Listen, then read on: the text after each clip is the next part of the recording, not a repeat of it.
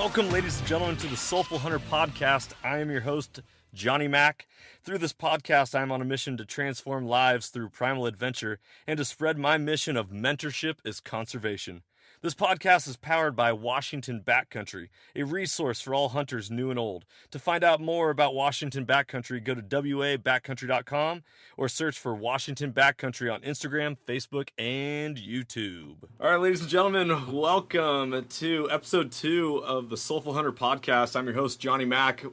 Sitting across from me right now is the legend himself, Two-Shot Tony. Two-Shot, a.k.a. Tony Ellersick, is the man behind Washington Backcountry's YouTube channel. He is the guy who edits all the videos and does all the great film work, and originally is my very first hunting partner. So when I took the dive into becoming a hunter and not having anyone to go hunting with, I had a great buddy, Tony, who I met, and I was like, dude, you got to be a hunter. Come join me on this. What do you think? And so this is going to be a little bit of Tony's story mixed in with mine in our creation of Washington Backcountry. So, Tony, welcome to the podcast, man. Thanks for being here, and tell the listeners a little bit about yourself. Thanks, man. Yeah, my name's Tony, and I'm just about to be 30 years old here in, I don't know, like 20 days or something. So that's crazy. I'm married. We just had our first kid last August, so he's about 9 months old, and I do apartment maintenance for my day job, and other than that, Now, you do apartment maintenance now, but before you got into that, you were quite the craft master baby. of delicious beverages. So what'd you do before you did apartment Some maintenance? people enjoy the beverages I used to make. So my family owns a brewery in Linwood, Washington, Biggie Ales, and I was the brewer there for about 10 years. Say it. Say you were a brewmaster. Johnny loves calling me the brewmaster. I would just say I brew beer, and he would say, no, this is Tony. He's the brewmaster. Yeah. So, okay. We're going to go back to the beginning, and since this is the beginning of the Soulful Hunter podcast with episode 2, we're also going to talk about how Soulful Hunter podcast has branched out from Washington Backcountry and what Washington Backcountry was all about. And with that goes to becoming a hunter as an adult and what it's like to get into hunting later in life. So, Tony, tell us your perspective, your take on how you got into hunting, why you got into hunting, because the why is really important. Why do people do anything that they do? So share with us, what was it that made you be like, oh yeah, sure, I'll give it a shot, or whatnot? Sure, yeah. Well, so like you said earlier, one random day, you and I were already buddies at this point, and you shoot me a text, hey man, you want to get our hunting license? Take this test, send me the link and all that stuff. And I was like, oh, cool, that sounds fun. So instantly right there, I'm like, yeah, let's hunt. That sounds fun. That's how it started, right? So to go beyond that, my dad, he was a hunter growing up, and we had this rule where once we got to a certain age, I can't remember what that age was now, but once we got to that age, then he would take us hunting. So I have 3 brothers, 2 older, 1 younger, and my 2 older brothers, they all went hunting with my dad. They made it to whatever that age was. I don't know 7 or something. And the year I turned that age, he stopped going. Last time he hunted, and I was like, sweet, all right. So I guess we're done with this now. So I never got that experience. I wanted it because my brothers had it. I would hear about the stories and stuff. But so I think when you asked me, hey, do you want to hunt?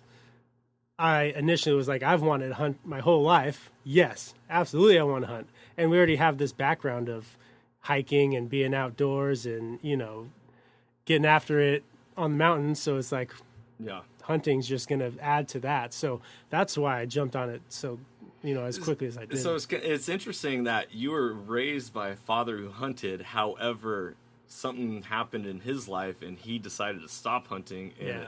And therefore, you are now an adult onset hunter. Stopped. And there was no continuation or no legacy left by your father. When it came to hunting, what was it that at a younger age that you thought was fun?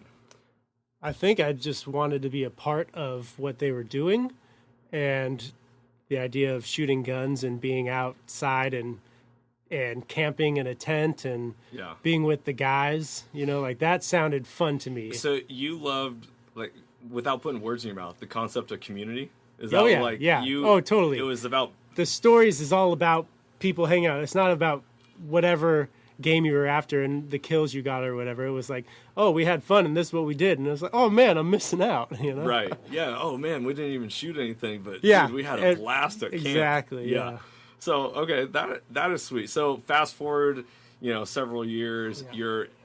How old were you when I sent that text to you? And how old was I when you sent that text to me? So I was 29.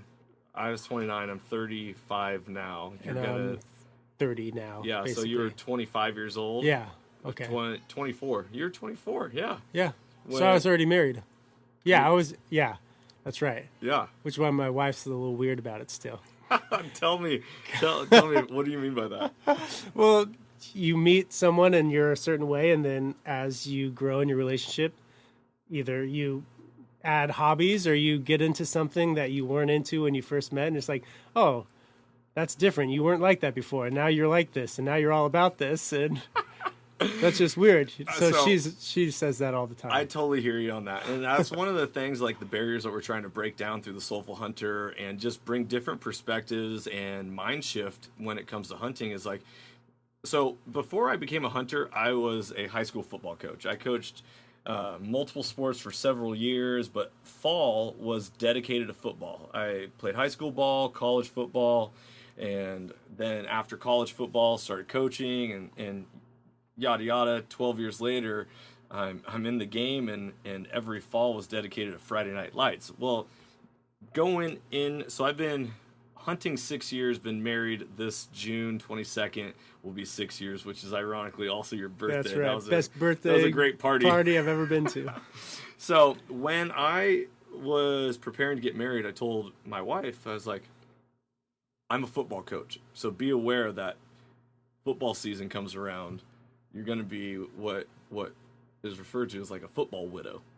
And are you okay with that? Kind of put it out there for everyone, and, choose yes or no, but don't hold it against me like you didn't know it beforehand going into this. And so a couple years we were married, and I was coaching, and that was kind of the lifestyle. Even our second kid was born in October, which all of you hunters out there, try to limit the amount of family birthdays or special events during your hunting seasons if you want to. Choose wisely. Yeah, if you want to limit the amount of stress or seasons. But with that, my wife, she was okay with being a football coach, with me being a football coach, but all of a sudden I wanted to add hunting on top of that, and it was this major struggle. She was like, you can't do both, and you got to choose one. And not that she was giving me an ultimatum, because I knew that if I couldn't be great at both. I could be a really good coach and a really crappy hunter, or I could be a really good hunter and then just not coach anymore. And coaching is something that's always been there. Teaching has always been there. And I was like, man, I only have so many seasons and so many seasons and years of being able to hunt. And so I was like, all right, I'm diving head in. And so even though I wasn't a hunter when we met, it was one of those things that I was able to trade. But being a husband and talking about your wife not knowing that being a part of your life, like that's a major deal, man. Oh yeah. So it's hard and that was the same with me, because I was a football coach. Yeah. And so same struggles with you, where it was, well, you have to pick one or the other, because you can't go to football games Friday night and then sneak out after for the weekend to hunt, and then I see you like 4 days later. That's not going to work for us. So. Right. There's only so much time that you can spend outside of the home and still be effective at what you're trying to do. And if you're trying to be a good father and a good husband, then you need to learn balance in your life. And that's one of the things that we're focusing on through this podcast is learning how to balance, man. Yeah. Life is all about that balance, that yin and yang, and the zen of trying to not lose control in a chaotic life in which we have. So that's pretty cool. So here you are, you become a hunter, and you got this crazy buddy who is like, hey man, why don't you come join me out in the woods? And you're like, okay, sure. So tell me a little bit about your process and your growth as a hunter and what it was like on your journey. Well, so I have been a hobby seeker. So if it's not one thing, it's another thing. I just love to learn new things and experience new experiences. So I have been into tons of different hobbies, and a lot of that is extreme sports, outdoors type stuff, music. There's a big list of stuff. So you and I, we met because we were on the same flag football team randomly because I was invited by someone. You were invited by, I think, the same guy, maybe. Yeah, we had a common person. Yeah, and we met, and you were the quarterback, which I was the quarterback, so you are a better quarterback than me, so you won, and then turns me into a receiver. He wouldn't throw me the ball. That's besides the fact. Still, you're still bitter about that. Still salty about that, but... And we just kind of hit it off as friends. This was before hunting or anything, and Johnny liked rock climbing and hiking. I liked hiking, mountaineering, snowboarding. Yeah, and actually one of the first times we used to hang out was actually snowboarding. Yeah, going up to Stevens Pass, yeah. So I was a snowboarder, a skateboarder, anything outdoor. And so when you asked me to hunt, I was like, yeah, of course I want to. That's just another cool thing that I can put on my list of other cool things that I like to experience. And soon you fell in love with hunting like that, just right then and there. And I liked it for a couple of years, but I liked doing my other stuff at the same time, and so I wasn't gonna take away one to have another. But you also weren't a father at the time. No, I was not. Yeah, and you were becoming a father and wrestling through all that, and we talked about that a ton, which those were great conversations. The balance of time. And to look back at those conversations now, being that I'm a father, it makes all the sense in the world. But I remember we talked back then, like you said, one day I bet you're going to pick hunting over snowboarding. And I was like, hell no. I mean, heck no. There's no way. There is no way.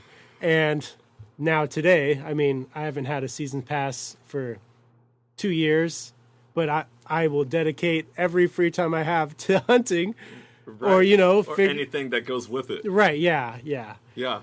It's really crazy that so being someone who I used to work at REI, so whether it was mountain biking, rock climbing, camping, snowboarding, you name it, I did it and I loved it, and I was like a jack of all trades but an ace of none. And that was one of the things that is like I could do all these different things, but they were seasonal. Yeah. You went mountain biking and then you stopped, and you went rock climbing and then you went backpacking, and then winter came and you went snowboarding, and all these things had their own season.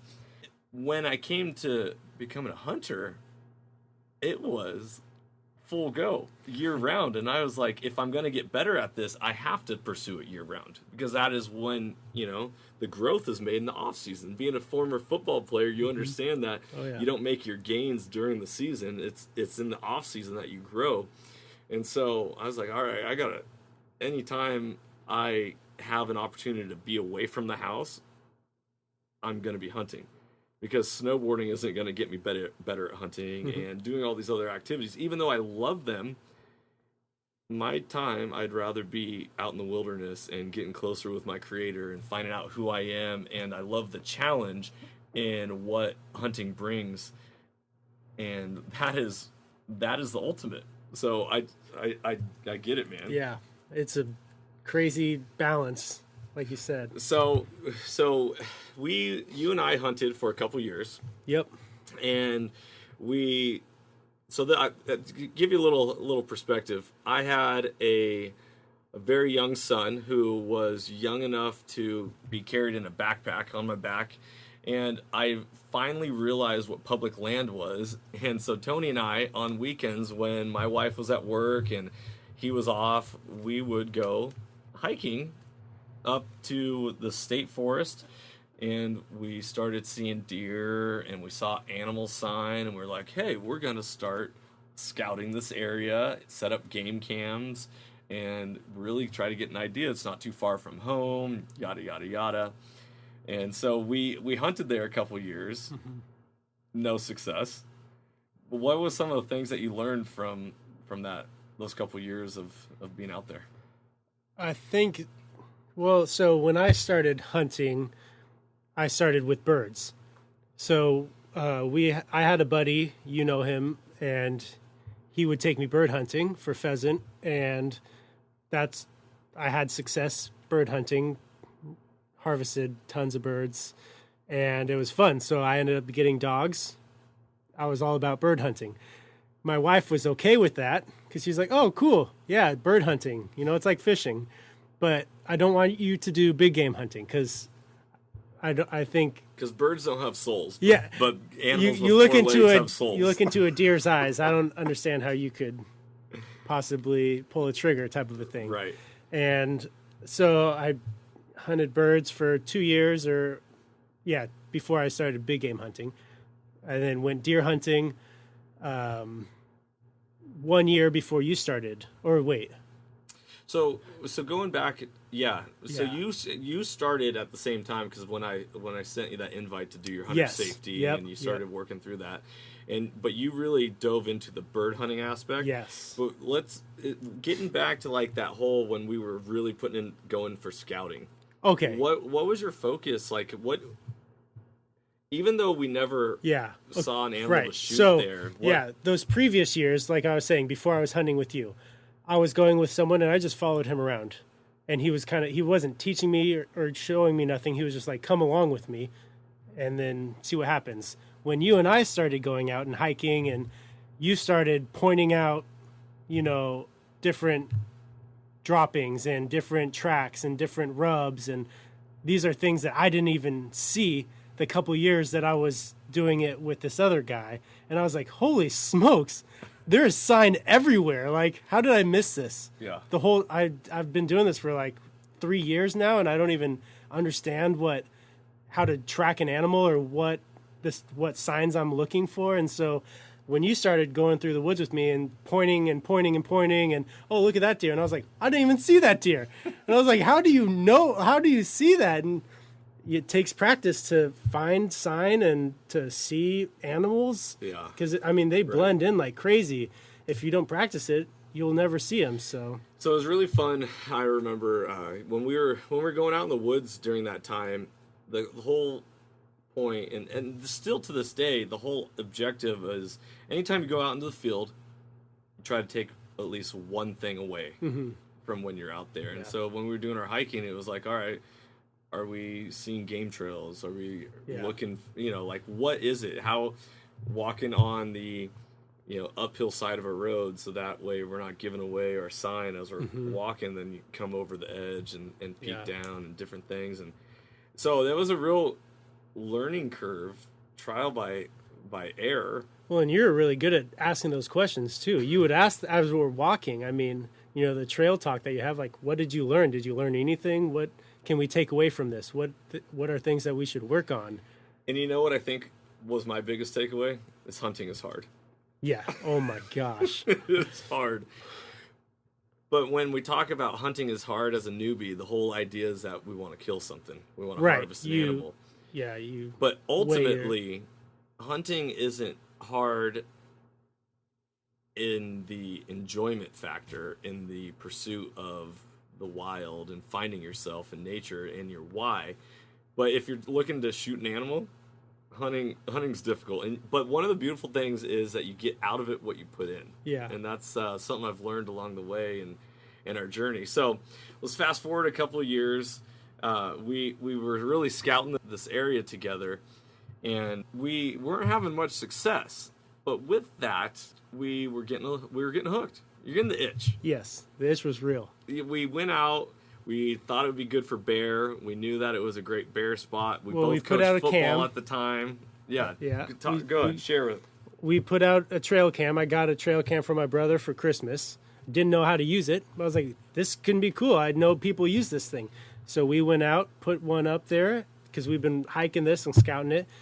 Checked it, whatever, a month later or whatever. We got cougar, we got bear, we got deer, and we're like, holy smokes, this is a gold mine. We're going to definitely kill an animal in here. Yeah. Hunted bear there, never saw anything. So high school football in the state of Washington starts around August 16th, 17th. And bear season on the western side of the state starts August 1st. Oh, yeah. And so we knew that we had this time crunch of like, oh, man, I don't know how much time we'll really get to put out towards deer or these other things. But, man, we're not working these days. We can get out for bear. And so this whole concept of us pursuing bear as our first big game animal was it. Yeah. Even though I never tried Made bear. no sense. I've never even eaten bear before that, but I was like, Yep. let's do it. So we weren't successful, and go the next year around and leading up to it, that spring and summer, we're like, all right, we're doing this year. We're getting an animal. I got an idea. And so I talked to Tony and was like, I backpacked for years. What if we go on an overnight backpacking trip like I used to do the first week of August? Only this time we bring guns with us, and we go on a bear hunt. And what did you think of that? I was all for it. So same thing. I've done backpacking, mountaineering, took a course, loved it. Couldn't wait to get out and experience it again, more than just one night. Like I wanted to be in the wild and survive off the wild and carry everything on my backpack. And then to do this while hunting, we haven't done that yet. Like we would go and we'd camp at a safe place. We wouldn't bring our camp on our back and then go hunting. So this idea was like, this is what I'm talking about. When I think about hunting, this is the idea that I get. All right, so dive into that more for the listeners. What do you mean that you felt safe when you were going back and camping at other locations versus you? What was different? Like, was there something for your soul? This is a Soulful Hunter podcast, so you baby. obviously already touched it right there. But what was it? Like, you wanted to hunt, and obviously you love backpacking, and you love the concept of hunting. Yeah. But why together did that just fuel the fire? So getting away from being comfortable. And so we'd stay in like a trailer or a friend's house or something if we were going out of the area to hunt for multiple days, but never in the backcountry, never in a tent, never relying on what we brought. Like we had backups, we had people, we had shelter, as in like a comfy home. You had cell service. Cell service. I mean, yeah, everything, right? And so getting out of that and just being, I guess, with nature, with your buddies in pursuit of an animal that you're trying to harvest to take home as your success. It's like, this is all of these things put into one basket is what gets me excited. So for all you listeners out there, our creed here is that we are on a mission to transform lives through primal adventure. Mm-hmm. And now, don't let me put words in your mouth. Do you feel like when you were finally on that backcountry hunt, that is when your fire came alive and you became transformed and really wanted to dive head into hunting? So I mean, I would call myself a hunter before that because I went hunting unsuccessfully. It was fun, sure, but when we went on that backpack trip, hunting bear, it was the excitement that we had from that weekend and our success. It was like, this this is what it's all about. Like, I am now going to do this for the rest of my life. Yeah. Like, it became real at that time. Mainly because that was the first time I'd seen a big game animal harvested by you. Uh-huh. And so getting my hands dirty and being able to gut and skin an animal was awesome to experience. But then to know that we were up there putting in the work,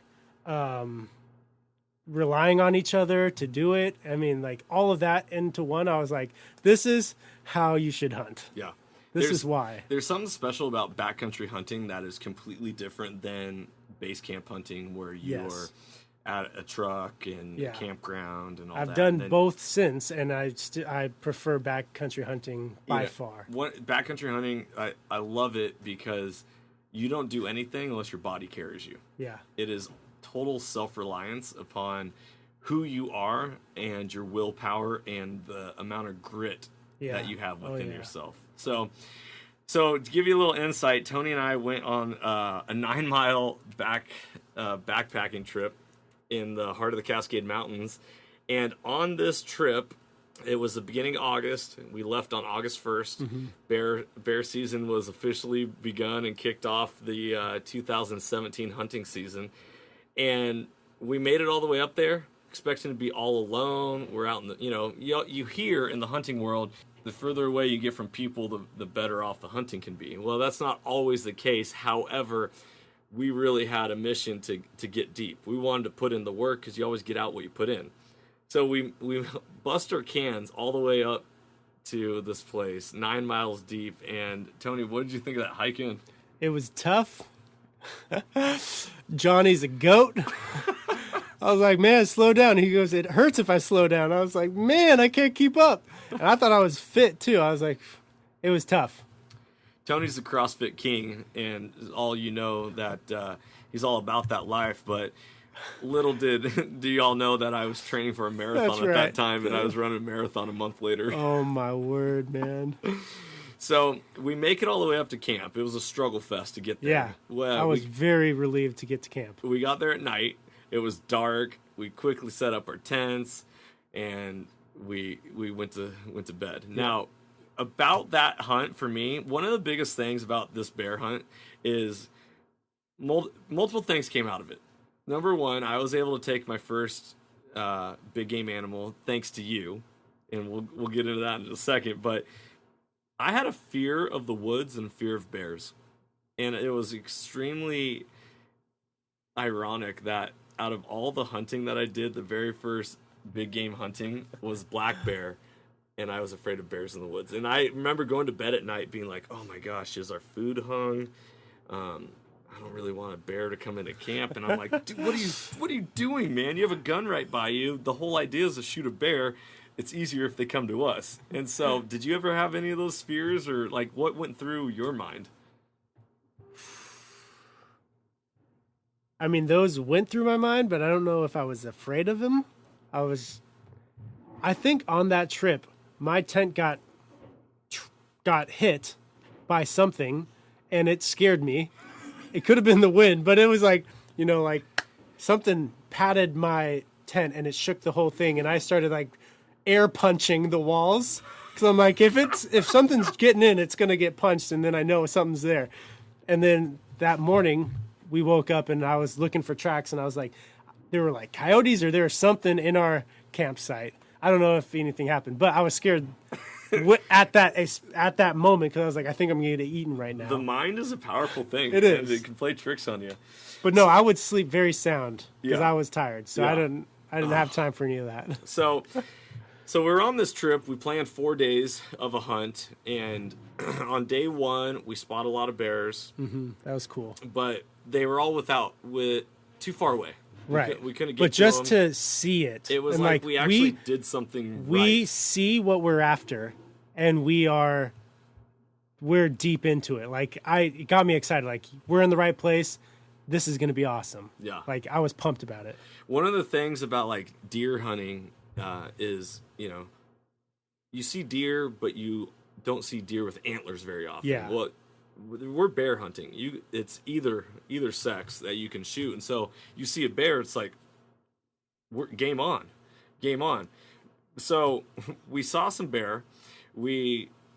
But how hot do you think it was? Like 95 degrees. I think it was. It was like just the heat of summer. I learned a lot about base layers and oh my word. It was a wild time, and mosquitoes were insane.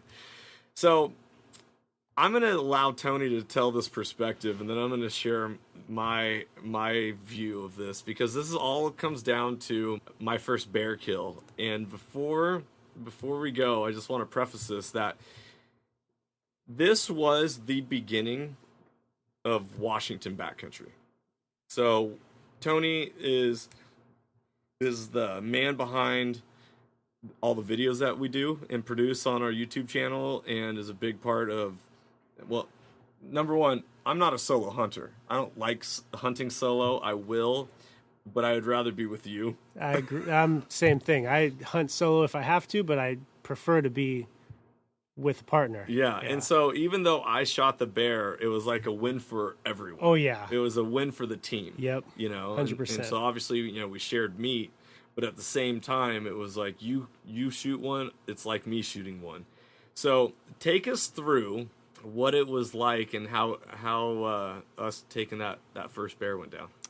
Well, Johnny stole my bear. No, I'm just kidding. Just kidding. Kind of. So we were up hiking and taking a little swim in the lake there that we were camping on, and we hear some people come in, a dog barking. These guys were hiking, and there were 3 people. So it was one lady and 2 guys, I believe, and this woman ended up being a yoga instructor, or big yogi. And so Johnny's the nicest person in the whole world, so he will talk to every single person that he runs into, and I'm just trying to enjoy my downtime, rest my bones from all the hiking. And I mean, it was so hot, so I just want to cool off because we're going to get ready for this evening hunt, and we were just going to get some food in us and gear up. But so he's talking, and I mean, we make friends with these guys. Fast forward a little bit, they leave, or we are leaving. I don't remember which one, but I'm going to interject right here. We were getting ready for dinner, and they were about to leave. Yeah, they were leaving. That's right, because we had our clothes off. Yeah. I was shirtless, swimming. Yep. Yeah, okay, that's they right. They had a dog with them. Yep. They came up to us and were like, "What are you doing?" And you're dressed in camouflage. And we're like, "Well, we're hunting." They're like, "What are you hunting?" We're like, "Hunting black bear." And they're like, "What? You can hunt black bear? Are you kidding me? And what are you going to do with it?" And all these questions of non-hunters would typically ask. And so went through this process with them and educated them, and were ambassadors for the hunting community about, we are here legally pursuing black bear, and it is something that anyone can do as long as you go through hunter safety, get your hunting license, and this is something that you could do. And these people are like, "Oh, wow, that's really cool. Wait, there's bear here?" I was like, "Oh yeah, you got to be careful. Mm-hmm. We're actually bear hunting. We wouldn't be here without it." So okay, we're in the lake. We're cooling off. We're getting ready for dinner. What happens? She starts freaking out, is how I remember this. So she's like, "It's a bear," and she's pointing. And I give everyone, I believe in everyone unless they give me reason not to. So I shoot into action, and I grab my rifle, and I got some slides on, so my camp shoes, I don't even have boots on or a shirt. I have swimming shorts on. Yeah. Or boxers, whatever it was.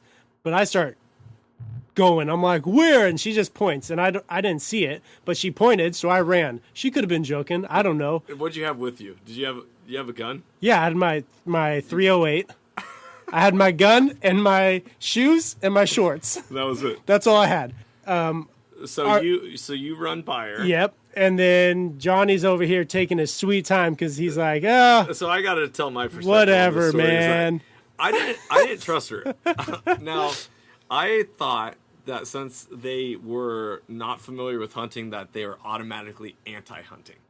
And this was a judgment call that I made, and I've really changed my perspective since, because it's my job to educate people in regards to hunting. But when she was like, a bear, I was like, no way. So I was like, yeah. Yeah, so I just like lackadaisically got out of the pond and got out of the lake, and I was like, all right, I'm going to put my Birkenstocks on to bridge the gap between the REI community and the Cabela's community.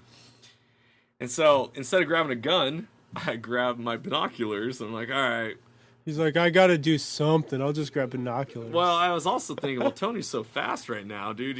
I was off to the He's races. going to shoot this bear before I get opportunity to. I was determined. So I walk up to this lady, and I'm like, did you actually see a bear? And you could just see it in her And I'm eyes. long gone. Yeah, Tony, I can't. He's out of sight right I'm now. down the trail. He's down the trail. Up I don't even know where this hill. bear is. I could be too far. And so I go up to this lady. She's like, yeah, I saw a bear. And I was like, well, where was it? And she was like, it's right there. And she points across the lake.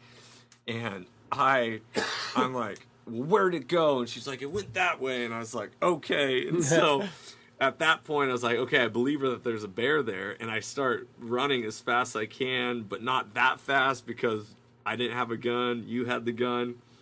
And I get to you. Mm-hmm. And what were you doing at that point? So you were stopped in the middle of the trail. That's how I caught up. Yeah. So I have not seen this bear at all, and so I think I was either catching my breath, but I was also trying to find this bear because it was on the run, right? So I should be able to see a moving target, and can't see anything.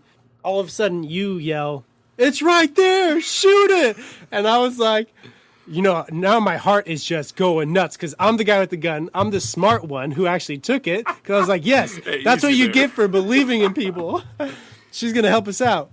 And I'm looking, and you're just screaming in my ear and won't stop. Over your shoot shoulder. It, like, shoot it. Right there. It's right there. I have no idea where this bear is. And so finally I just turn to you and I'm like, here, you shoot it. And I just give you my gun. And then you go taking off running to get a better shot. I don't know. I still haven't seen the bear. And I'm like, oh my gosh, we're going to kill a bear. Like, it's not even about me anymore. I'm like, just go. We did all this work to hike up here to do this. We need to leave with what we came out here to seek. Yeah. And so whatever it was, I was like, it's yours. You got it. Go. And I'm like, we're going to kill a bear. We're going to kill a bear. I'm getting even more jacked. I'm like, you know where it is. You have the gun. Laid eyes on it. It's official. It's like, done. Yeah. So I still don't see the bear. And you stop and pull up. And like, I think the split second before you pull the trigger, I finally saw it. And I go, it's right there. Shoot it. And like in the middle of my sentence, you shot. And I was like, oh, he already knew. All of a sudden, you shoot it. It probably goes 10 yards and then does the moan. Yeah. The famous bear moan when they go down, and it's like, what just happened? And we get jacked. I jump on Johnny and I kiss him on the forehead, I think is what I did. I remember it was forehead, it was cheek, but I was so jacked, and you were like, you had your big old grin, but you're like, what just happened? Oh my gosh. Like, we just celebrated like nobody's business. It was unreal. Right. And so for all of you out there who are brand new to hunting, or even you're thinking about becoming a hunter or whatnot, I just took a life. Mm-hmm. And for the very first time, and before, Tony doesn't know this, but I looked into the eyes of this bear before I shot. Yeah. And it knew it met its end. And it is a spiritual thing to truly take the life of an animal. And it was my way. Like, I was so excited, but it was solemn at the same time. And I had the completely different perspective because I just witnessed it. It wasn't me who did it, but I'm celebrating, and you're over here like, whoa. Yeah. And I don't know that feeling because I haven't killed a big game animal at that point. So at that exact moment, I don't even remember you in my memories. Like, yeah, I mean, I was kissing you on the face. I was in your grill, bro. Dude, talk about just being in the zone and not knowing what was going on. So So I ended up shooting this bear, and one shot, one kill. It tumbled down into this creek bed, and then it was like, holy smokes. Yeah. And then you realize where you're at, and that not only did you just shoot an animal, but you just shot an animal in front of people who didn't even know you could shoot an animal. Yeah. And that was pretty wild. So Yeah. what was your take on that? I mean, they heard the shots. We were far ahead of them. We were running down this trail, so we probably got, maybe a quarter mile out pretty quick, and heard gunshots. They probably heard me celebrating. You were pretty quiet, but I was definitely vocal about it. And I think we walked up to we heard the moans, so we walked up to the edge of the creek where it had fallen into, saw that it was clearly dead. It was not moving. And we were like, we took time together to celebrate it before we went up to it. Yeah.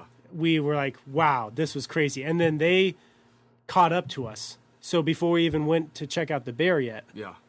And I think she was the first one there, and she was like, did you get it? And it was like, yep, it's dead. I might have been like, yeah, we killed it. I mean, yeah, you killed it, but I was like, yes. It was a we. This is what the part of community totally that we're all about. It was such a cool feeling, yeah. It's a teamwork. That's right. Absolutely. I wouldn't have been able to do that. I would not have been in that location if you wouldn't have gone with me on that trip. Yeah. Yeah. And so we shoot this bear in front. And so we're like, hey, do you want to see it? And she was game. I don't know if her friends were. I don't know if they were remember. A little timid. They were definitely more timid. She wanted to see it. Like, I don't know if she'd seen a bear up close like that. Yeah. I hadn't seen a bear up close like that. Yeah. So, I mean, all around, it was just a crazy experience for all of us, like her included, because of our conversation before that. And so, you go from people saying that they've never seen a bear to they've never seen a bear in the wilderness to they've never seen now a dead bear. Yeah. And it was like full circle for these people. Yeah. What do you think their takeaway was? Like, if they were here with us, what would they say about this? I mean, we didn't really get to know them and what they stand for. They don't know about hunting, but that doesn't necessarily mean they're against it or they got to experience it firsthand. Yeah, right they did. And I feel like she was thankful, I remember, because she said it was almost like, thank you for protecting us. Now that bear won't meet us down the road or down the trail. Right. Like our dog is protected. I don't think that bear meant any harm against them. They weren't, it wasn't going to attack them. But right. If you're afraid of what you don't know, and they don't know that, bears are afraid of us as well. Like being afraid of the unknown is a common theme in life. Yeah. Oh yeah. That's right. Yeah. Whether we're talking race, politics, religion, money, like all sorts of things. Yeah. There's a lot of times that you fear what you don't know, and being ambassadors for the hunting community is our mission to be advocates for hunting and teach people. Yep.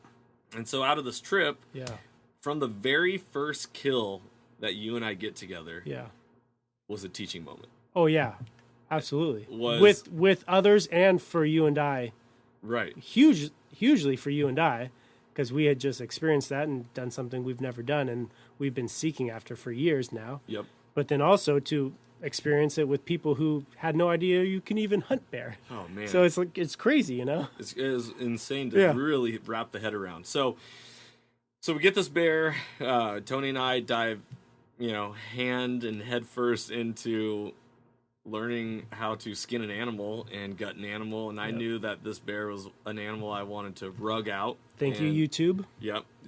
So social media gets hit on a lot. There's a lot of negative stuff that's on social media, but with social media goes a lot of positive. Yep. And a lot of influence for the good, not just the bad. Yep. And so, going into our hunt, we really spent a lot of time on YouTube, like how to skin an animal, what it looks like. Yep.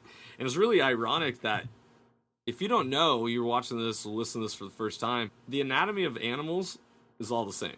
Heart, lungs, liver, stomach, intestines, It's just the scale. It's just the scale and whether it walks on 4 legs or 2 and how much hair it has and the shape of the teeth. And so you really just pay attention in science class growing up and you'll have an understanding of like what you're getting into. Yep. So needless to say, we got to skin out our first animal. I learned an extreme lesson that we were so excited about hunting and the possibility that we still had multiple days left on our hunt that I hiked this bear out solo 9 miles, cape and all in one trip. Yeah. And you stayed back to hunt. Yeah. But man, yeah, that was not a very smart thing. No, we learned a lot. And again, we talked about this. Johnny does his famous, what were our takeaways? What would you do again? What would you do different? So we talked, and we cooked up some of the bear that night. Yep. That's what you do. Yeah. We know this because we saw it on YouTube videos. Yeah, Steven Ranella on Meat Eater talks about when you harvest bear. your game, you cook it that night, and that's your dinner because you're out in the wilderness. That's right. You cook your meat over a so fire. We did that. Just celebrate. Yeah, we made sure to cook it all the way. Yep. We learned. Yeah, we don't want trichinosis. No. And we talked about a game plan, and you wanted me to kill a bear. Yes. And you were like, I'm going to take the bear back to our car, put it in the cooler because we had coolers ready, had ice ready because we knew we were going to harvest a bear. And he was, we talked. You stay and you hunt and you kill a bear. Yeah. And so we talked about this as a team and decided this is the plan. We don't know anything. So hindsight, we would never do that again. Never. No. But we were so jacked, I think, that, adrenaline was running. And we were so naive. Yeah, to exactly. Safety. Yep, exactly. And on that hike, you fell, and you could have broken your ankle easily. Yep. I've seen you fall while hiking with a heavy pack. One of our scouting trips when I was carrying my kid on my backpack. And I was fell. I will, let me carry your kid. I will carry the backpack. And you're like, no, I need to do this. And I was like, this guy is just nuts. He is tough as bones. Like, I mean, bones aren't really tough. Yeah, but yours are because they didn't break. But yeah, I mean, anything can happen. I mean, So I was busting my butt because I'm not going to just sit back at camp and Johnny's, doing this all by himself. I'm going to kill a bear and have a bear at camp ready for him to hike out again. Yep. But that didn't happen. And now, hearing about him falling, and we had dinner that night around the campfire, and it was like, that was not smart. I felt bad the whole time. Like, I should really be helping him. I should be with him. He should not have to do this alone. Like, I don't even think I was focused on the hunt because I was like, wow, that was really stupid. Like, it was just a gut feeling like, this is bad. Yeah. And we didn't have cell service. Like, did you make it? I don't know. Like, it was just kind of like one of the safe things we did do though is I said, if I'm not back at camp by a certain time, you better come find me. And I was on my watch. I was checking the time, but like when I saw you up that trail coming back, I was like, it was like a sigh of relief. Like, oh my gosh, I'm so glad he's safe. Why the heck did we separate? Dude, like, such a rookie mistake. It was bad. Yeah. So all you listeners out there, I packed out this black bear solo, one trip, cape and all, and the way I didn't have a true hunting pack, like a this is an REI pack or Exo Mountain Gear. Well, the way my pack was, everything just sank to the bottom of it, and so it sat on me super awkward and it was extremely uncomfortable. And to this day, right now, I mean, I ran a marathon, a month later. And packing out this bear 9 miles was the hardest thing I've ever done in my life. And a lot of it was because of your pack. Right. Because we've put heavier stuff on our back since. But when it's situated properly. Yep. Yeah. Exactly. Distributed. Yep. So I end up falling, and And I was like, man, I don't know if I'm going to be able to make it out. Either I make it out, because that is a part of hunting and the backcountry hunt, and why hunting is so like that grit. The grit, and you only have yourself to rely upon. Yeah. Either I lay here and wait for someone to come find me, or I get up and get my butt to the trail, to the car. And what a boss. And so I did it. And so, needless to say, we don't have to spend a ton of time on it. Don't ever pack out an animal solo. And if you're by yourself, even if your buddy says, no, I'll do it, you go hunt. Yeah. Don't do it. Like, don't do it. You stick with your buddy, and it's a team thing. You guys do it together. And so out of this, we learned a lot of mistakes, learned a lot of what not to do. Yeah. We learned what we can do, and we learned how to do a lot of things. But that is how, Washington Backcountry came to be. Yeah. It was like, we need to teach people. There's no mentorship in the hunting world, and we need to be on a mission to teach people. Yeah. So let's fast forward a little bit. Washington Backcountry becomes a thing. We're doing social media posts on Instagram. We started a YouTube channel, website, all that. This last year, 2018, was how many years of hunting for you? 5 years. And you finally shot your first big game animal. Oh, baby. Tell us about it. So that spot that Johnny and I would scout and learn how to scout and hike with his son in his backpack. And so I would go back to that spot every year to finish out my season, because it was close to home and I knew it really well. And oftentimes I could get away for a day. So I was by myself a lot of the times that I was there. You and I hunted there together a lot, but I had a couple misses at that place. And every single time I had one miss, I thought my gun malfunctioned, and I just am an idiot. And the bolt was up. So Tony ended up trying to shoot at a deer, a beautiful forky, black-tailed deer, which is hard enough to find a black-tailed deer, buck, but his gun bolt wasn't shut all the way. And it was the first time hunting with this gun, brand new gun. I had sighted it in. I was comfortable with it, but when I was shouldering it from left to right, I kicked the bolt up. And I didn't know that. And so I saw this deer. It was bedded down. And I was like, oh, my gosh, this is it. Yeah. It was 50 yards away. It was just like handed to me. And didn't see me. I took my time. I was able to set up a bipod. And like, I am as comfortable as I can be. This is going to happen. And right before because I was by myself, I talked to Johnny. And he was like, call me when you drop a deer. I'll drive out and I'll help you pack out. And my wife's okay with it. And I was like, the first thing that went through my head when I saw that deer was, I'm about to call Johnny and tell him to pack up. Like, you better meet me here because you said you were going to help. Like, I was so excited for that conversation. So the reason why, just to interject real quick, this is during October's modern firearm rifle season in Washington, which is from roughly October 15th, 16th to October 31st.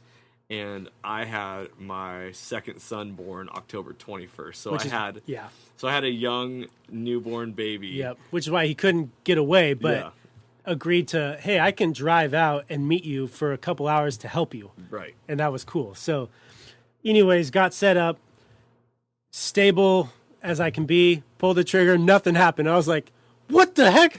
What is wrong with this gun? And I start like panicking. I don't know why I did that. Just because I am a rookie. You know, I don't know.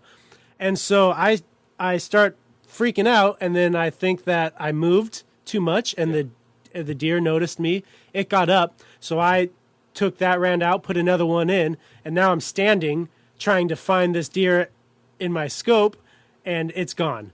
And I watch it walk away, and I'm like, oh my gosh, I was so angry at myself because I was like, this was handed to me. What the heck happened? Yeah.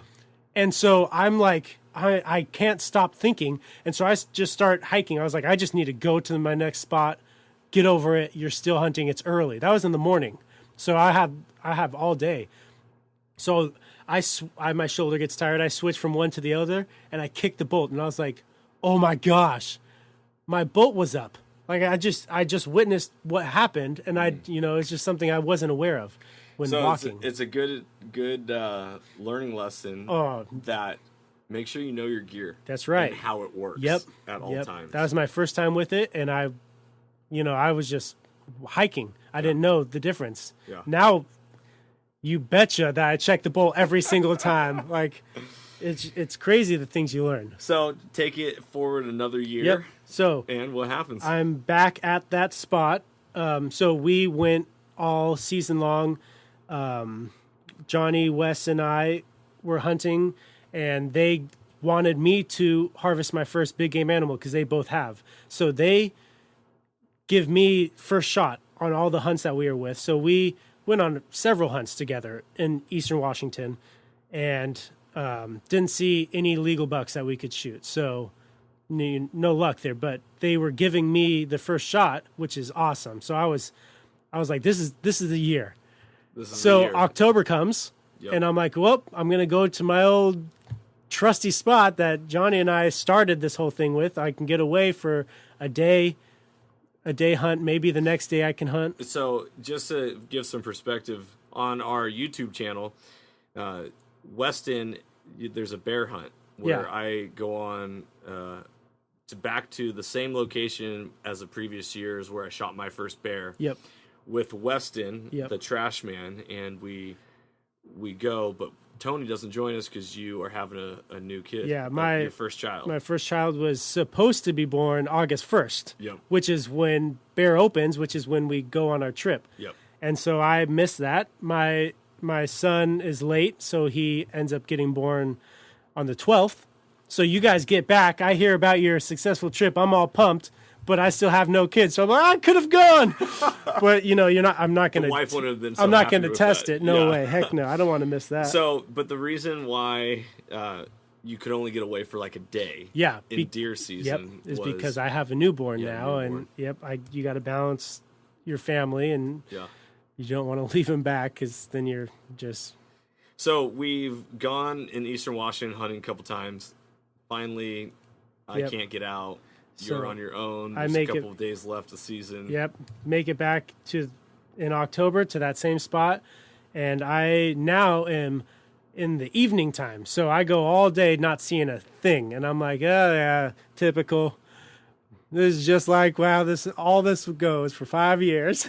Right. And I am hiking down because, I got maybe 2 hours left of shooting light.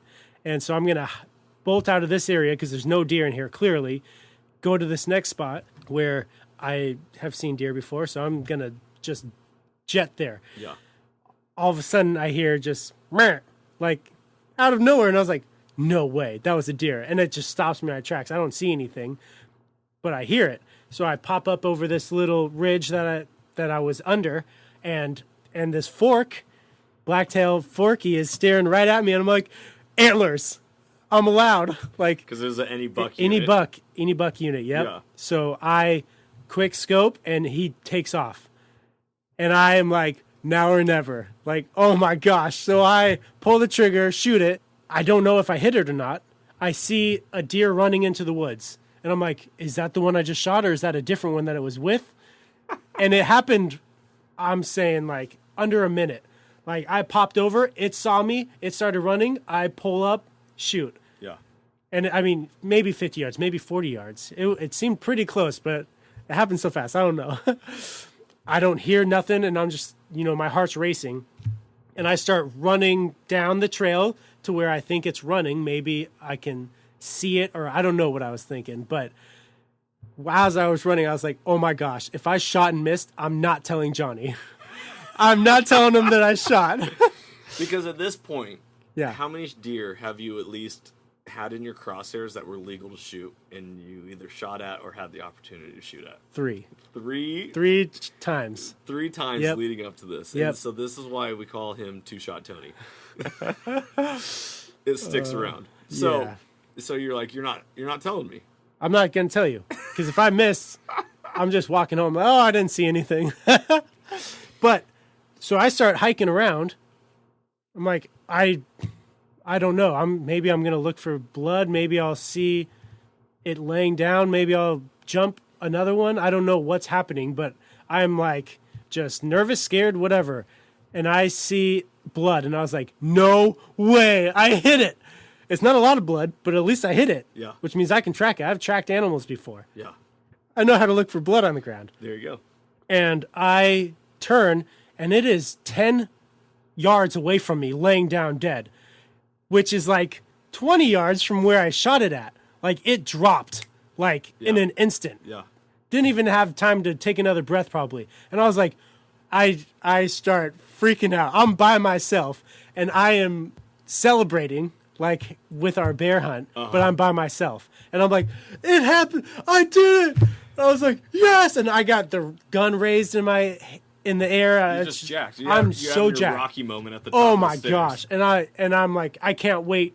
So I go to it first, and I'm like, and then I calm down because finally I see it up close, and I'm like, now I understand what that means to have taken a life, because now I'm not screaming or yelling. I'm like, holy smokes. Yeah. This is a big animal, and I'm by myself, and I killed it, and now I have to harvest it, and it's dead in front of me. And I was like, this is surreal. Yeah. But I've wanted this for so long, and now it's here, and I'm by myself. Yep. And so one of my first thoughts was, I need to call Johnny.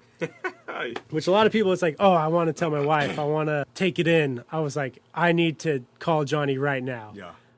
And I called you, and you didn't answer. Oh, dude. But when I saw that missed call, Yes. I was like, So then I No called my way. wife second. I was, okay, I need to call my wife. Yeah. And she cried for me. wow. Like, she was beyond, because she knows how long it's been and how much work you put how in. much work I put in and how excited I was. And she she was so excited. Yeah. And she doesn't like killing. I mean, she loves deer meat. We ate the heck out of that deer. She As loves you it. should. But I mean, she'd never kill an animal herself, but she was so happy for me because she knew what it meant. Yeah. Yeah. That's amazing. Yeah. And so that is all actually on our YouTube channel, Yep. on Washington Backcountry YouTube channel. Yep. Under Which I was by myself, so it was kind of hard to film Yeah. towards the end when, you can see that. I but think you did an amazing job of getting your emotions on camera, though. oh my gosh, I tried to put that in there. That was, 'Cause that I- was, yeah, it was oh. special. It was special. It was something else. Yeah. You know, it's important for people to see. Yeah. Is that, we're not cold-hearted killers. No. There's more to it than that. Oh yeah. So, Yeah. so that's the adventure of Two Shot. That's Two it. Shot finally became One Shot. That's right. And he harvested his first big game animal. Took one shot. So that was in 2018, and moving forward now, Yep. do you think it's easier now? No. No. What do you mean? I think I understand how hard hunting is, Yeah. and just because I've harvested an animal does not make it easier. I have learned within, all that time I've had to learn. I've learned a ton, within the 5 years that I've Yeah. called myself a hunter, and I've finally harvested an animal where it's like, wow, I'm an actual hunter now. Right. I'm not just hiking with a gun, Yep. but it's still hard. I think that you need to get out often in order to have a lot of success. If I am just out for, a couple weekends here and there, it might take a couple more years. If I'm out putting in the time and knowing the area, scouting, understanding where the animal are, doing the time. Do you think that's when hunting becomes a lifestyle, and that's Yes. where That's where it takes over these other hobbies that you used to have? Yeah. Well, you can only dedicate so much time to a hobby when you have a family, when you have When you You want know- to be a good father and a good and husband, and a good employee as Yeah, well, or absolutely, yeah. whatever it is you do for work to Yep. make money. yeah.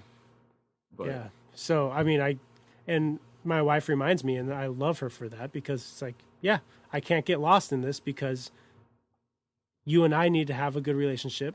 We don't share this yeah, passion together, but it's good to have separate passions that, that bring us life.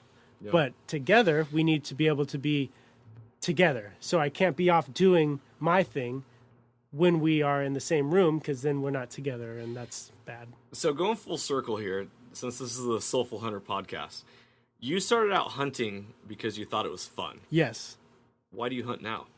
Ooh, it's still fun. That's why. Yeah. I Has anything changed or shifted? I think that, so I'm a hobby guy because of the adventure, because of what it does to me. For yourself to be able to be revived, like to get away from work or your obligations, you need to have something that gives you life, right?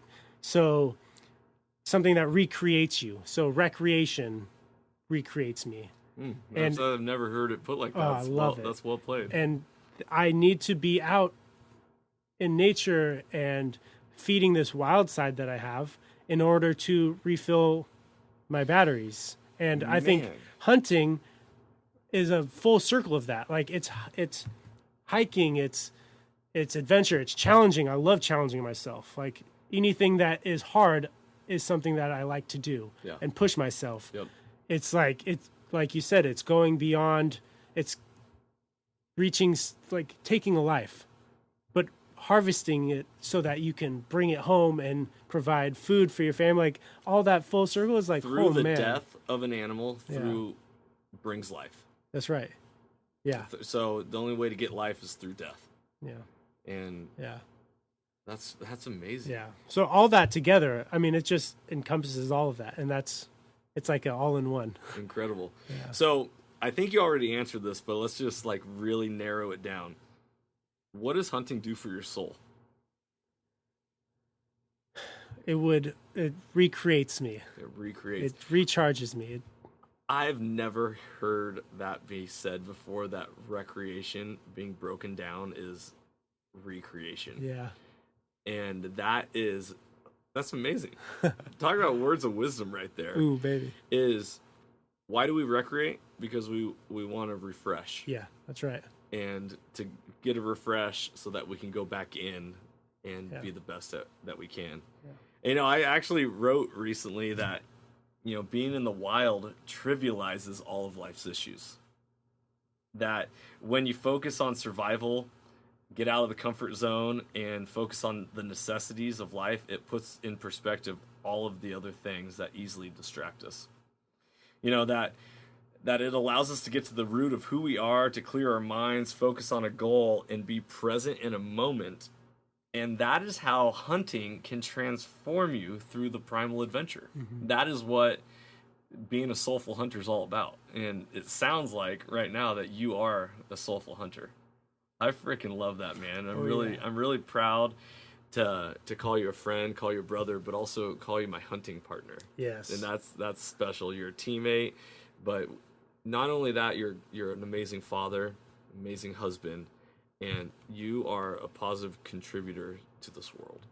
And that is being a soulful hunter. That's what it's all about. So with all that being said, I'm really looking forward to seeing what's going to happen in this 2019 season, knowing that I have my third child on the way, but hopefully you and Wes can get out and replace the bear that I lost last year, which is heartbreaking. I'll be on a hiatus because I will have my third son coming in the end of July. We're trading places. Yep. But this year it's my year to get a deer. I have That's yet right. to shoot and a this deer. is my year to get an elk. Yes, absolutely. So, dude, thanks for joining us, man. That was fun, yeah. I really appreciate it. All of you, don't forget to go check out Tony on Instagram. Tony, where can we find you? What's your social media? I mean, my everyday social media is just Tony Ellersick.